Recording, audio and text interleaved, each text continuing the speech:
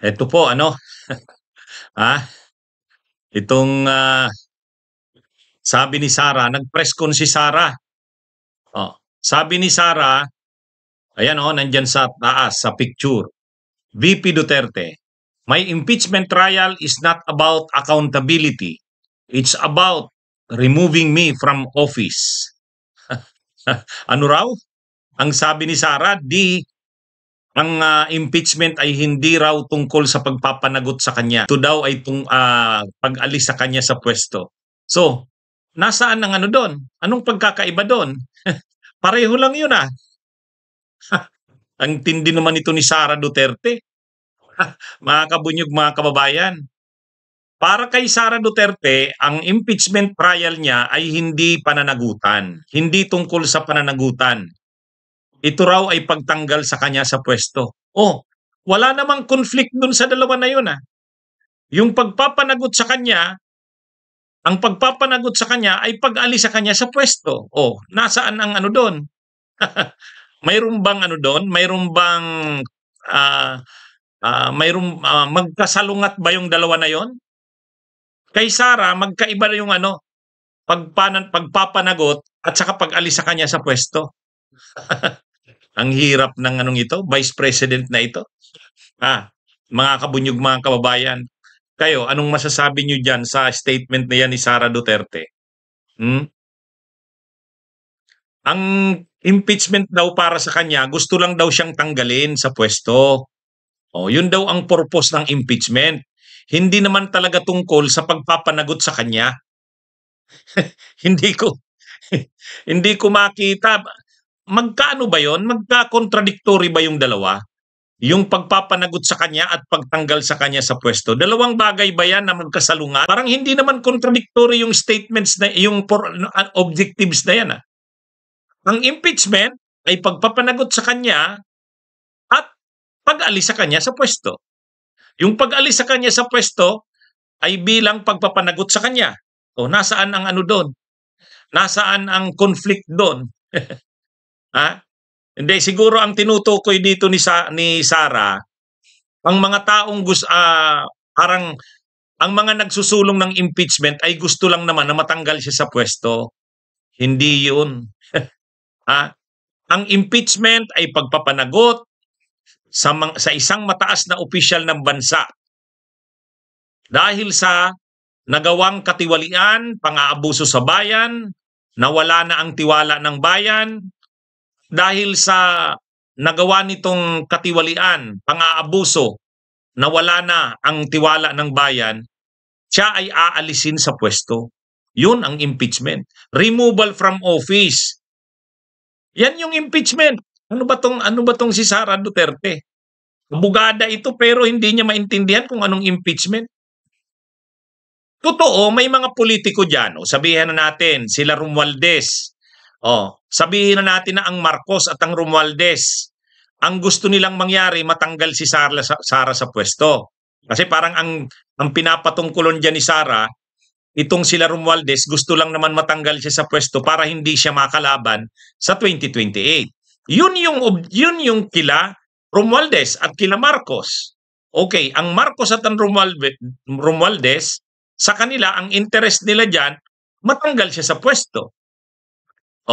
Para, siyempre, pag matanggal na siya sa pwesto, hindi na siya makakalaban. Kasi ang magiging kasabay niyan, removal from office and absolute disqualification sa pagtakbo sa gobyerno o pagtanggap ng posisyon sa gobyerno. Pwedeng kasabay na penalty yun sa kanya. Removal from office at hindi na makakatakbo sa gobyerno, sa anumang posisyon sa gobyerno. Pero, maaari na yung mga politikong kalaban niya tulad nila Romualdez, yun ang objective. Pero sa mamamayang Pilipino, sa mga grupo na nagsusulong ng impeachment, gusto siyang papanagutin sa ginawa niya. At kapag napatunayan na talagang garapal ang ginawa niya, kasama na dyan, hindi na siya muli dapat makatakbo sa gobyerno. Yan yun. Pagpapanagot yun, Sara Duterte. Anong sinasabi mong hindi pagpapanagot? Ang impeachment ay pagpapanagot sa'yo. Pananagutan, accountability of public officers.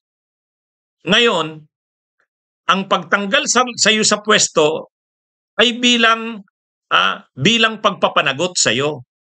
Kung hindi ka man makatakbo na sa gobyerno, removal from office and absolute disqualification from running for any elective post, yan ay pagbahagi ng pagpapanagot. Hindi magkahiwalay yan, dalawa, Sara. Hindi magkahiwalay yan. Ang statement kasi ni Sara Duterte, ang impeachment trial niya daw ay hindi naman pagpapanagot. Gusto lang daw siyang tanggalin sa pwesto. Yung pagtanggal sa iyo sa pwesto, yan yung pagpapanagot sa iyo. Hindi yun contradictory. Contradictory ba yung dalawa na yun? Yung pagtanggal sa iyo sa pwesto ay direct na consequence at yan ay bahagi ng pagpapanagot sa iyo dahil sa nagawa mong katiwalian, dahil sa nagawa mong pang-aabuso sa bayan. Ngayon, kung ayaw mong matanggal ka, sa tingin mo wala ka namang pananagutan, di idepensa mo ang sarili mo. O ganun lang yun eh. Ganun lang kasimple yun. Kung sa tingin mo wala ka namang pananagutan, kung sa tingin mo hindi ka dapat matanggal sa pwesto, kung sa tingin mo hindi ka dapat pagbawalan na tumakbo uli sa gobyerno, idepensa mo ang sarili mo. O ganun lang kasimple. Pero yung sabihin mo na ang impeachment trial mo ay hindi tungkol sa pagpapanagot sa iyo, gusto ka lang tanggalin sa pwesto, maaari na yung mga kalaban mo sa politika, yun ang objective nila. Pero sa mamamayang Pilipino, ang gusto ng mamamayang Pilipino dito ay mapanagot ka. May mga akusasyon sa iyo na naglustay ka ng pundo ng bayan. May mga ebidensya. Ngayon, dapat managot ka dyan. Paano ka mapapanagot? O di magkaroon ng paglilitis. Sa paglilitis, may karapatan kang idepensa ang sarili mo. Due process yan. Ngayon, kung sa pagdidepensa mo ay nakitang hindi totoo ang mga akusasyon sa iyo, mapapanood naman yan sa live streaming, mapapanood yan, i-cover ng media yan, makikita yan ng mamamayang Pilipino. Sa katunayan, kahit i-acquit ka pa ng mga kakampi mo, kahit i-acquit ka ng mga kakampi mong mga senador, kapag nakita ng mamamayang Pilipino na karapat-dapat kang i-convict, kahit hindi ka matanggal sa pwesto dahil i-acquit ka ng mga kasamahan mo, pero hindi ka na mananalo sa eleksyon kasi nakita na ng mamamayang Pilipino ang totoo. Yan ang ayaw ng mga kasamahan mo na magkaroon ng trial. Kasi pag nagkaroon ng trial, kahit hindi ka nila i-convict, kahit i-acquit ka pa nila, pero damage ka na. Mapipinsala ka na. Yan ang totoo dyan, Sara Duterte. Kaya, huwag mong sabihin na ang gusto lang sa'yo ay matanggal sa pwesto. Kahit hindi ka matanggal sa pwesto, kasi pagdating na halimbawa, malinaw ang mga ebidensya laban sa'yo. Napakalinaw ng mga ebidensya. Tapos pagdating ng butuhan ng mga senador, yung mga kakampi mong senador ay i-acquit ka, kahit hindi ka matanggal sa pwesto, sa mata ng publiko, sa mata ng mamamayang Pilipino, guilty ka. Kaya pagtakbo mo, kung tumakbo ka pa man sa 2028, kasi hindi ka na convict. So pwede ka pang tumakbo, pero hindi ka na mananalo kasi nakita na ng mamamayang Pilipino kung ano ka. Kaya sa totoo lang, ayaw ng mga kasamahan mo na tumungo sa impeachment trial kasi mahihirapan nilang ipakita na walang matibay na ebidensya. Handa ang prosecution sa mga ebidensya sa iyo. Kaya sa totoo lang, ang sabi ng mga prosecutors, payagan lang sila na maipresent ang mga ebidensya laban sa iyo kahit yung mga senador na nagsasabing wala kang kasalanan, kahit yung mga senador na nagsasabing maa-acquit ka, posible pa yang magbago ng kanilang mga isip. Kasi kapag sa kabila ng napakalinaw ng mga ebidensya ay inacquit ka nila, sila naman maaapektuhan din. Kasi ibig sabihin, napakagarapal nila na tuta mo kasi malinaw naman ang mga ebidensya tapos hindi ka pa rin i-convict.